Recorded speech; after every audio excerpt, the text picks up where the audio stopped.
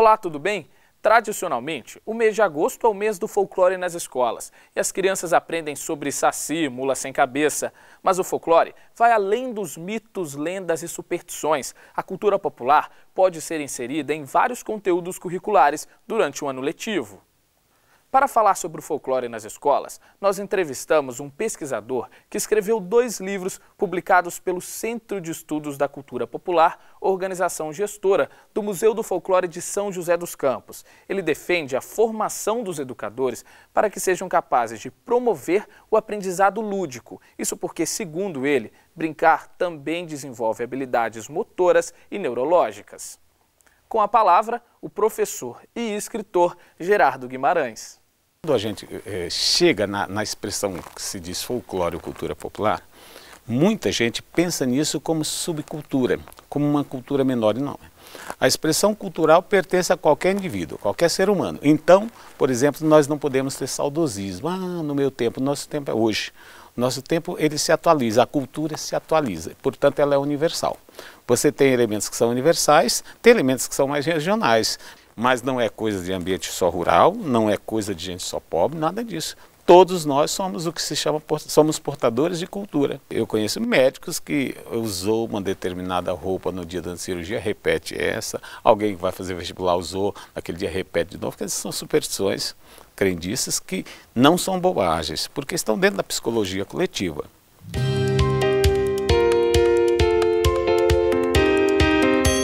Os conteúdos curriculares precisam contemplar essas ideias de que existe uma ciência popular, existe uma medicina popular, existe uma série de conhecimentos populares que estão aí. E eles podem ser. Então, essa noção de folclore e educação tem que ser vista nessa perspectiva. Agora, para isto, você tem que ter alguém, um educador, que conheça o que é também essa cultura popular. É muito positivo o que acontece com o Referencial Curricular Nacional de Educação Infantil. O eixo principal do referencial é lúdica. Portanto, a criança vai brincar, vai brincar, vai brincar. E ao brincar, ela aprende. Por isso, também tem um dos meus livros, eu digo isso claramente. Aprender brincando. A melhor maneira de aprender. Quando você aprende brincando, você não esquece jamais. Então, essas experiências precisam acontecer. Mas para que isso aconteça, há necessidade que os cursos superiores tenham uma visão mais abrangente. E não é necessariamente uma visão de folclore, mas entender que conhecimento de antropologia, de sociologia, de filosofia devem fazer parte desse contexto da formação profissional do professor, mas não só, do pedagogo de modo geral, porque você pode ter educadores, professores muito interessantes e pode ter um gestor que nada sabe sobre o assunto e dificulta o trabalho do seu professor. Eu gosto muito de dizer o seguinte, precisa ver o professor com cuidado maior. Normalmente o professor, ele tem muito boa vontade, mas às vezes ele é tolhido em todas as suas iniciativas porque algumas iniciativas atrapalham, provocam desordem na escola e o gestor nem sempre compreende o que isso significa.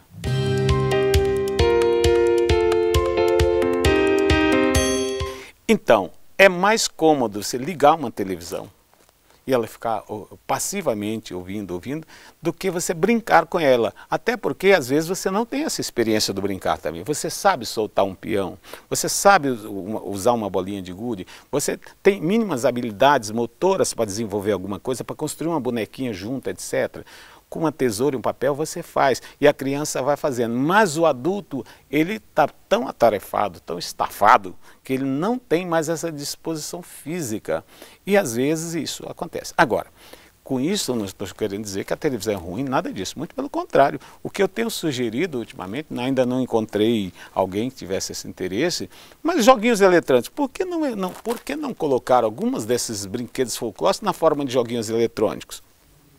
Com vídeos. É possível fazer isso. Então, à medida que você brinca, você se distrai, mas você desenvolve também intelectualmente, fisicamente, muita coisa. Então, o brinquedo e o brincar, um dos livros que eu trato, faço o brinquedo e o brincar como fator de desenvolvimento humano, sob todos os aspectos. Porque o brincar envolve isso. O brincar, por exemplo, numa idade mais avançada, recupera um pouco das sinapses. As necessidades dos neurônios têm que se combinar. Agora, se você não brinca, você não tem habilidades motoras. Tem alguns estudos na área de educação física que mostram crianças com 12 anos sem a menor habilidade de tocar numa bola, porque nunca brincou. Só que a brincadeira, ela não pode ser brincar por brincar, no caso da educação. Brincar por brincar, ou seja, ela tem que estar dentro de algum objetivo. Se ela tiver um conteúdo educacional, você tem que pensar, o que eu quero com isso? Por exemplo, eu posso querer desenvolvimento motor, então eu estabeleço isso como objetivo, digo quais as estratégias que eu quero e provoco. Mas ela tem que cessar em determinado momento, senão ela se esgota em si, fica um brincar por brincar. Ela tem que evoluir, de um momento para outro ela tem que evoluir.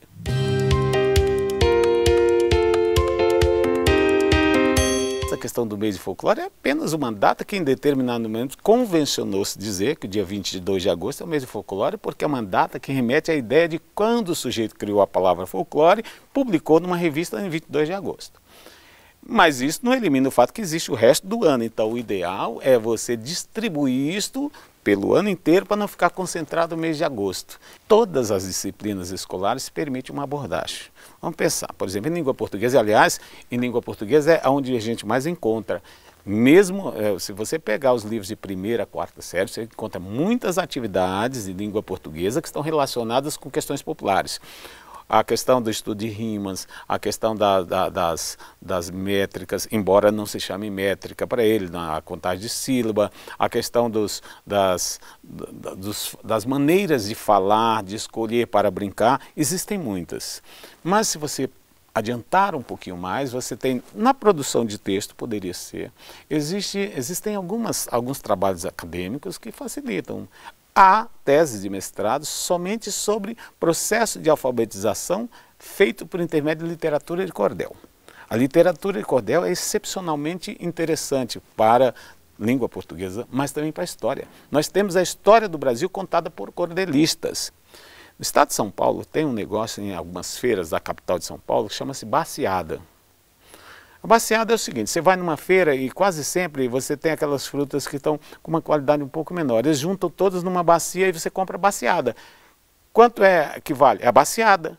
Então aquilo não é quilo, aquilo não é litro, é uma baciada. Isso tornou-se uma medida. A área de ciência, a área de conhecimento de ervas, conhecimento de alimentos, que estão lá do ponto de vista erudito na farmacologia, na química mesmo, procedimentos os mais variados possíveis, procedimentos que você usa para limpeza. Então, todas as disciplinas do currículo permitem essa abordagem. É claro que aí você tem, outra vez voltamos, isso é possível se quem trabalha com a disciplina conhecer sua parte específica e a parte de cultura popular, para juntar as duas numa coisa só que seja em benefício de todos.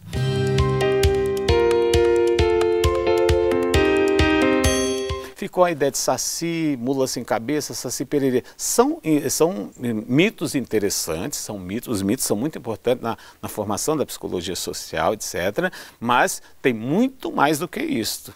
Então nós não podemos parar só nos mitos. A loira do banheiro é um exemplo clássico. Ela aparece até hoje. Até hoje, nas escolas em geral, tem crianças que se apavoram com essa ideia das loiras do banheiro. A loira do banheiro e outros mitos se atualizam constantemente. Quando o assunto AIDS passou a ser uma novidade no Brasil, isso eu acho que era década de 80 mais ou menos, havia uma série de piadas de mau gosto em cima do assunto. Quando ficou sério, as pessoas começaram a pensar muito. E eu me lembro que na época eu documentei um fato interessante, a loira do banheiro transformando-se numa morena. Muito interessante, que era assim, contava a história de um rapaz que encontrou uma moça num bar, uma morena muito bonita, aquela coisa toda, e saiu com a moça e foram para um motel. Aí há um corte, no outro dia quando acordou, ele foi ao banheiro e disse que estava escrito com batom no vidro, bem-vindo ao mundo da AIDS. Então o que você observa aí? Uma atualização do mito com uma finalidade protetora. No ambiente escolar, voltando para a escola, é muito comum você trabalhar com essa ideia do mito e da lenda, mas o que é uma coisa e o que é outra? Né? Muitas vezes se confunde uma coisa com outra. De uma maneira bastante simples, a gente vai entender a lenda como sendo aquele relato sobre alguma coisa. Por exemplo, fala-se sobre a Pedra do Sino, aqui nessa região, uma lenda sobre a Pedra do Sino, não sei o quê. Agora o mito não.